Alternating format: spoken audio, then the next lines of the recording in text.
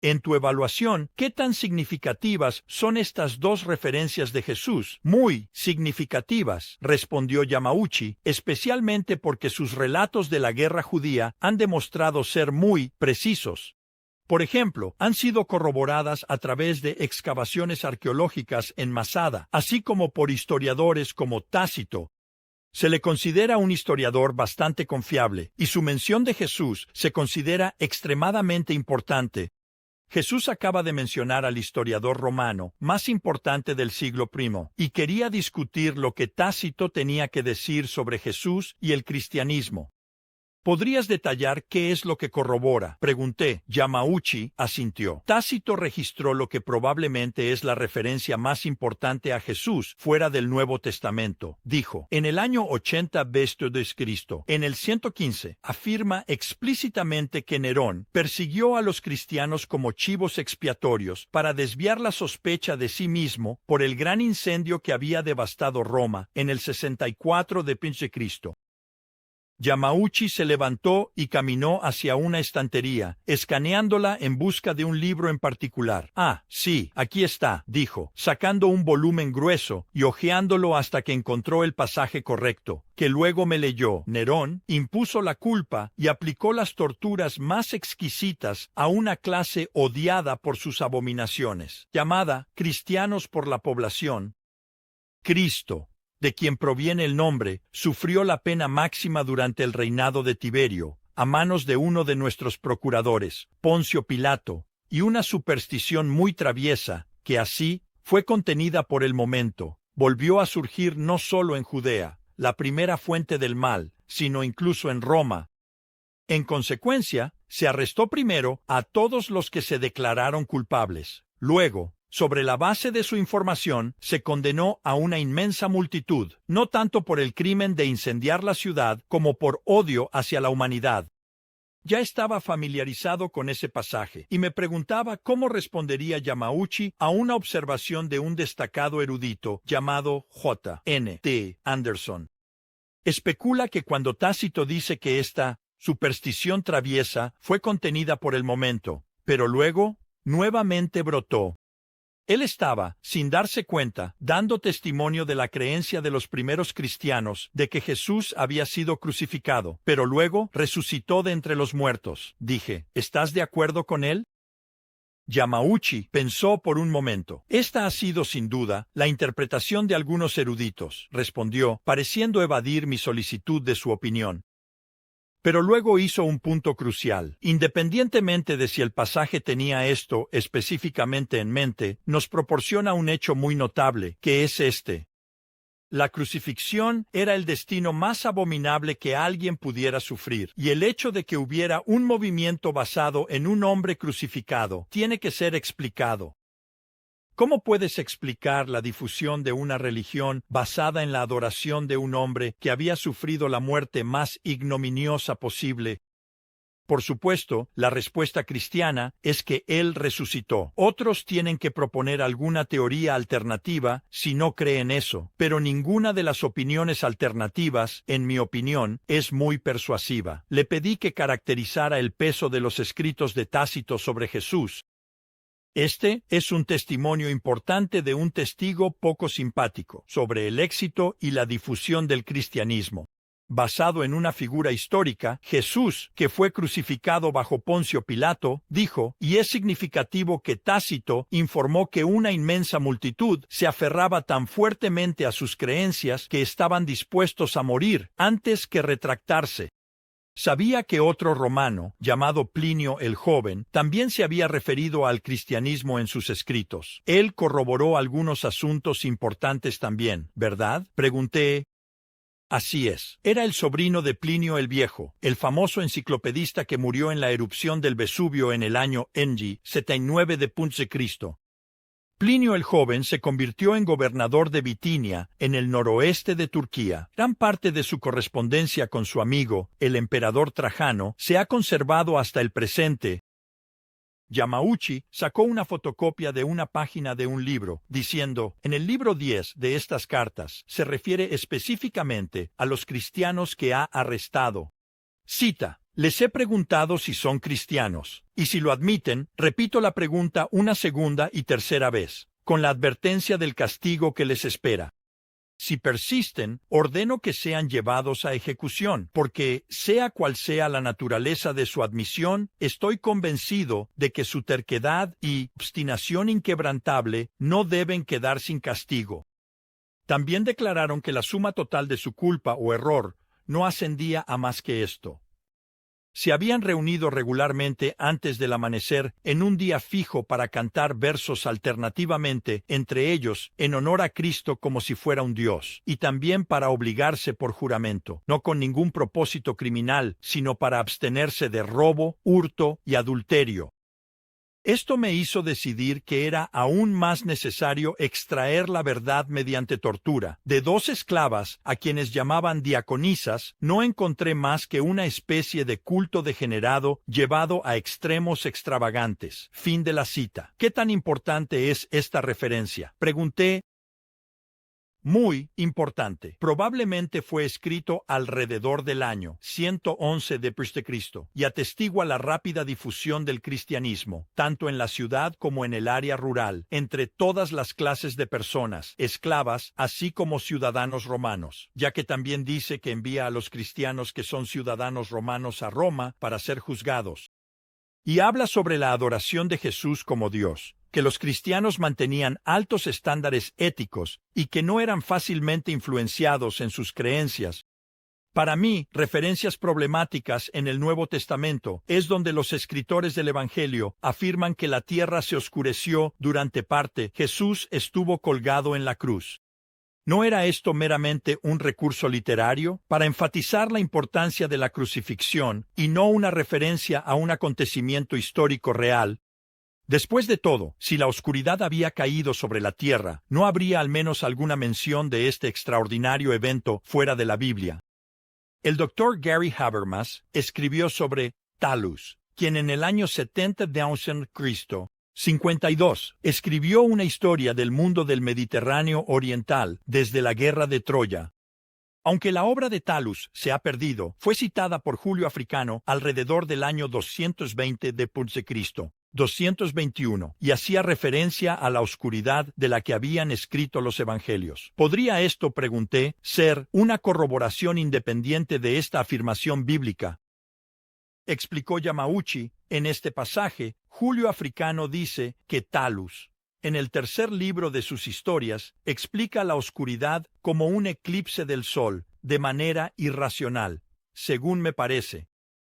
Así que, aparentemente, Talus estaba diciendo que sí, había habido oscuridad en el momento de la crucifixión, y especuló que había sido causada por un eclipse. Africano luego argumenta que no podría haber sido un eclipse, dado cuándo ocurrió la crucifixión. Yamauchi se inclinó hacia su escritorio y tomó un trozo de papel. Déjame citar lo que el erudito Paul Meyer dijo sobre la oscuridad en una nota al pie de su libro de 1968. Poncio Pilato dijo, leyendo estas palabras: este fenómeno, evidentemente, fue visible en Roma, Atenas y otras ciudades mediterráneas. Según Tertuliano, fue un evento cósmico o mundial. Flegón, un autor griego de Caria, que escribió una cronología poco después del 137 d.C., informó que en el cuarto año de la 202 A Olimpiada, en otras palabras, 33 d.C., hubo el mayor eclipse del Sol, y que se hizo de noche en la sexta hora del día, es decir, al mediodía, de modo que incluso aparecieron estrellas en los cielos. Hubo un gran terremoto en Bitinia, y muchas cosas fueron derribadas en Nicea. Yamauchi concluyó, así que hay, como señala Paul Meyer, atestiguación no bíblica de la oscuridad que ocurrió en el momento de la crucifixión de Jesús. Aparentemente, algunos sintieron la necesidad de intentar darle una explicación natural, diciendo que fue un eclipse. La mención de Pilato por Yamauchi me recordó cómo se ha cuestionado la precisión de los evangelios, por cómo retratan a este líder. Mientras que el Nuevo Testamento lo pinta como vacilante y dispuesto a ceder ante la presión de una multitud judía al ejecutar a Jesús, otros relatos históricos lo retratan como obstinado e inflexible. ¿No representa esto una contradicción entre la Biblia y los historiadores seculares? Pregunté. No, realmente no, dijo Yamauchi. El estudio de Meyer sobre Pilato muestra que su protector o patrocinador era Sejano, y que Sejano cayó del poder en el año 14 de Cristo. Y uno, porque estaba conspirando contra el emperador, estaba confundido. ¿Qué tiene eso que ver con algo? Pregunté. Bueno, esta pérdida habría debilitado mucho la posición de Pilato en el año 33 de Cristo, que es cuando Jesús fue crucificado, respondió el profesor. Por lo tanto, sería comprensible que Pilato hubiera estado reacio a ofender a los judíos en ese momento y a meterse en más problemas con el emperador. Eso significa que la descripción bíblica es muy probablemente correcta. Habiendo hablado principalmente sobre la corroboración romana de Jesús, quería cambiar de tema en este punto y discutir si hay otros relatos judíos además del de Jesús que verifiquen algo sobre Jesús. Le pregunté a Yamauchi sobre las referencias a Jesús en el Talmud, una obra judía importante terminada alrededor del año 500 después de Cristo, que incorpora la Mishnah compilada alrededor del año 200 después de Cristo. Los judíos en su conjunto no entraron en grandes detalles sobre los herejes, respondió. Hay algunos pasajes en el Talmud que mencionan a Jesús, llamándolo un falso Mesías que practicaba magia y que fue justamente condenado a muerte. También repiten el rumor de que Jesús nació de un soldado romano, y Gary sugiere que había algo inusual sobre su nacimiento. Así que dije, de manera negativa, que estas referencias judías corroboran algunas cosas sobre Jesús. Sí, es correcto, dijo él. El profesor M. Wilcox lo expresó en un artículo que apareció en una obra de referencia académica. La literatura tradicional judía, aunque menciona a Jesús solo de manera bastante escasa y debe usarse con precaución, apoya la afirmación del Evangelio de que él era un sanador y hacedor de milagros, aunque atribuye estas actividades a la brujería. Además, preserva la memoria de que él era un maestro, que tenía discípulos, 5 de ellos, y que al menos en el período rabínico anterior, no todos los sabios habían decidido finalmente, él era un hereje o un engañador. Aunque estábamos encontrando bastantes referencias a Jesús fuera de los evangelios, me preguntaba por qué no había aún más de ellas. Aunque sabía que pocos documentos históricos del primer siglo han sobrevivido, pregunté, en general, ¿no deberíamos haber esperado encontrar más sobre Jesús en escritos antiguos fuera de la Biblia? Cuando las personas comienzan movimientos religiosos, a menudo no es hasta muchas generaciones después que la gente registra cosas sobre ellos, dijo Yamauchi. Pero el hecho es que tenemos mejor documentación histórica sobre Jesús que sobre el fundador de cualquier otra religión antigua. Eso me tomó por sorpresa. Realmente, dije, puedes elaborar sobre eso. Por ejemplo, aunque se cree que los gatas de Zoroastro, alrededor del 1000 a.C., son auténticos, la mayoría de las escrituras zoroastrianas no se pusieron por escrito hasta después del siglo III de Cristo. La biografía parsi más popular de Zoroastro fue escrita en el año 1278 de Cristo. Las escrituras de Buda, que vivió en el siglo VI a.C., no se pusieron por escrito hasta después de la era cristiana, y la primera biografía de Buda fue escrita en el siglo I de Cristo. Aunque tenemos los dichos de Mahoma, que vivió entre el 570 y el 632 de Cristo, en el Corán. Su biografía no fue escrita hasta el 767, más de un siglo completo después de su muerte. Así que, la situación con Jesús es única y bastante impresionante en términos de cuánto podemos aprender sobre él, además del Nuevo Testamento. Quería retomar ese tema y resumir lo que habíamos aprendido sobre Jesús hasta ahora de fuentes no bíblicas. Supongamos que no teníamos ninguno de los evangelios o de otros escritos cristianos, dije. Incluso sin ellos, ¿qué podríamos concluir sobre Jesús a partir de fuentes antiguas, no cristianas, como Jesús en el Talmud, Tácito, Plinio el Joven y otros? Yamauchi sonrió. Aún tendríamos una cantidad considerable de evidencia histórica importante. De hecho, proporcionaría una especie de esquema para la vida de Jesús, dijo. Luego continuó, levantando un dedo para enfatizar cada punto. sabríamos que, primero, Jesús era un maestro judío. En segundo lugar, muchas personas creían que realizaba sanaciones y exorcismos. En tercer lugar, algunas personas creían que era el Mesías.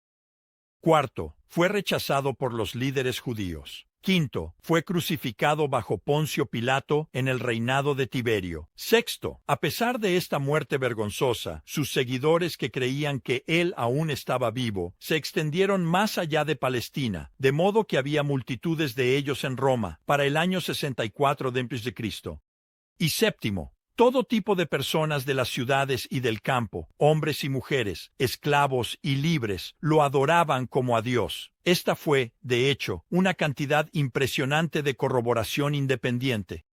Y no solo se pueden reconstruir los contornos de la vida de Jesús aparte de la Biblia, sino que hay aún más que se puede obtener sobre él de material tan antiguo, que en realidad precede a los propios evangelios. El apóstol Pablo nunca conoció a Jesús antes de la muerte de Jesús, pero dijo que sí se encontró con el Cristo resucitado y, más tarde, consultó con algunos de los testigos oculares para asegurarse de que estaba predicando el mismo mensaje que ellos. Debido a que comenzó a escribir sus cartas del Nuevo Testamento años antes de que se escribieran los Evangelios, contienen informes extremadamente tempranos sobre Jesús. Tan temprano que nadie puede hacer una afirmación creíble de que habían sido seriamente distorsionados por un desarrollo legendario. Luke Timothy Johnson, el académico de la Universidad de Emory, sostiene que las cartas de Pablo representan una valiosa verificación externa de la antigüedad y la ubicuidad de las tradiciones sobre Jesús. Le dije a Yamauchi, ¿estás de acuerdo con él? Hemos estado hablando durante un buen rato. Yamauchi se levantó brevemente para estirar las piernas antes de volver a sentarse. No hay duda de que los escritos de Pablo son los más antiguos en el Nuevo Testamento, dijo, y que hacen algunas referencias muy significativas a la vida de Jesús. ¿Puedes enumerarlos?, pregunté. Bueno, se refiere al hecho de que Jesús era descendiente de David, que era el Mesías, que fue traicionado, que fue juzgado, crucificado por nuestros pecados y enterrado, y que resucitó al tercer día y fue visto por muchas personas, incluyendo a Santiago, el hermano de Jesús, que no había creído en él antes de su crucifixión. También es interesante que Pablo no mencione algunas de las cosas que son muy significativas en los Evangelios. Por ejemplo, las parábolas y milagros de Jesús, pero se centra en la muerte expiatoria y resurrección de Jesús. Para Pablo, esas eran las cosas más importantes sobre Jesús, y de hecho, transformaron a Pablo de ser un perseguidor de cristianos en el principal misionero cristiano de la historia, que estaba dispuesto a enfrentar todo tipo de dificultades y privaciones debido a su fe. Pablo también corrobora algunos aspectos importantes del carácter de Jesús, su humildad, su obediencia, su amor por los pecadores, y así sucesivamente. Él llama a los cristianos a tener la mente de Cristo en el 2 capítulo de Filipenses. Este es un pasaje famoso en el que Pablo probablemente está citando un himno cristiano temprano sobre el vaciamiento de Cristo, que era igual a Dios. Sin embargo, tomó la forma de un hombre, de un esclavo, y sufrió la pena máxima, la crucifixión. Por lo tanto, las cartas de Pablo son un testimonio importante de la deidad de Cristo. Él llama a Jesús el Hijo de Dios y la imagen de Dios. Interrumpí diciendo que el hecho de que Pablo, que venía de un trasfondo judío monoteísta, adorara a Jesús como Dios es extremadamente significativo. No, sí, dijo, y socava una teoría popular de que la deidad de Cristo fue importada más tarde al cristianismo por creencias gentiles. Simplemente no es así. Incluso Pablo, en esta fecha tan temprana, estaba adorando a Jesús como Dios. Tengo que decir que toda esta corroboración por parte de Pablo es de la máxima importancia, y también tenemos otras cartas tempranas de los testigos oculares, Santiago y Pedro. Santiago, por ejemplo, tiene recuerdos del Sermón del Monte de Jesús.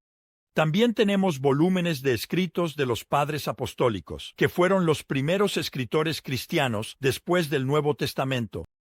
Ellos son los autores de la Epístola de Clemente de Roma, las Epístolas de Ignacio, la Epístola de Policarpo, la Epístola de Bernabé y otras. En muchos lugares, estos escritos atestiguan los hechos básicos sobre Jesús, particularmente sus enseñanzas, su crucifixión, su resurrección y su naturaleza divina. ¿Cuál de estos escritos consideras más significativo?, pregunté. Yamauchi reflexionó sobre la pregunta. Aunque no nombró el que pensaba que era el más significativo, citó las 7 cartas de Ignacio como algunas de las más importantes de los escritos de los padres apostólicos. Ignacio, el obispo de Antioquía en Siria, fue martirizado durante el reinado de Trajano antes del año 17 después de Cristo. Lo que es significativo sobre Ignacio, dijo Yamauchi, es que enfatizó tanto la deidad de Jesús como la humanidad de Jesús en contra de la herejía docetista, que negaba que Jesús fuera realmente humano. También enfatizó los fundamentos históricos del cristianismo. Escribió en una carta, en su camino a ser ejecutado, que Jesús fue verdaderamente perseguido bajo Pilato, fue verdaderamente crucificado, fue verdaderamente resucitado de entre los muertos, y que aquellos que creen en él también serán resucitados. Reúne todo esto, Jesús, los historiadores y funcionarios romanos, los escritos judíos, las cartas de Pablo y los padres apostólicos, y tienes evidencia persuasiva que corrobora todos los elementos esenciales encontrados en las biografías de Jesús. Incluso si deshicieras de cada última copia de los evangelios, aún tendrías una imagen de Jesús que es extremadamente convincente. De hecho, es un retrato del Hijo único de Dios. Me quedé de pie y agradecí a Yamauchi por compartir su tiempo y experiencia. Sé que hay mucho más de lo que podríamos hablar, ya que se han escrito libros enteros sobre este tema, dije. Pero antes de terminar, me gustaría hacerte una última pregunta, una personal, si está bien. El profesor se puso de pie. Sí, está bien, dijo. Eché un vistazo a su modesta oficina, que estaba llena hasta el borde de libros y manuscritos, registros y diarios, discos de computadora y papeles, todos productos de una vida de investigación académica, en un mundo de hace mucho tiempo. Pasaste 40 años estudiando historia antigua y arqueología, dije. ¿Cuál ha sido el resultado en tu propia vida espiritual? ¿Han fortalecido o debilitado tus estudios, tu fe en Jesucristo? Miró al suelo momentáneamente. Luego, levantó la vista y me miró directamente a los ojos. Dijo con una voz firme pero sincera. No, hay duda. Mis estudios han fortalecido y enriquecido enormemente mi vida espiritual. Me han dado una mejor comprensión de la cultura y el contexto histórico de los eventos. Esto no significa que no reconozca que hay algunos problemas que aún permanecen. En esta vida no tendremos pleno conocimiento, pero estos problemas ni siquiera comienzan a socavar mi fe en la confianza esencial de los evangelios y el resto del Nuevo Testamento. Creo que las explicaciones alternativas que intentan justificar la difusión del cristianismo a través de razones sociológicas o psicológicas son muy débiles. Él sacudió la cabeza, muy débiles. Luego añadió, para mí, la evidencia histórica ha reforzado mi compromiso con Jesucristo como el Hijo de Dios que nos ama, murió por nosotros y resucitó de entre los muertos. Es así de simple. Al salir del edificio de Yamauchi y entrar en un mar de estudiantes universitarios, apresurándose de un lugar a otro para llegar a su próxima clase, reflexioné sobre lo satisfactorio que había sido mi viaje a la pequeña Oxford, Ohio. Vine en busca de corroboración para Jesús, y me fui con un rico reservorio de material que afirma cada aspecto importante de su vida, milagros, deidad y victoria sobre la muerte. Sabía que nuestra breve conversación solo había rasguñado la superficie. Bajo mi brazo llevaba el veredicto de la historia, renombrado más tarde como el Jesús histórico, que había releído en preparación para mi entrevista. En él, el historiador Gary Habermas detalla un total de 39 fuentes antiguas que documentan la vida de Jesús, de las cuales enumera más de 100 hechos reportados sobre la vida, enseñanzas, crucifixión y resurrección de Jesús.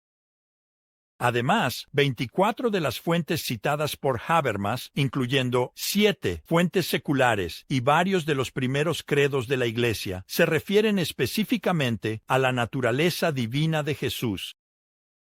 Estos credos revelan que la Iglesia no simplemente enseñó la deidad de Jesús una generación después, como se repite tan a menudo en la teología contemporánea, porque esta doctrina está definitivamente presente en la Iglesia más temprana, escribe Habermas.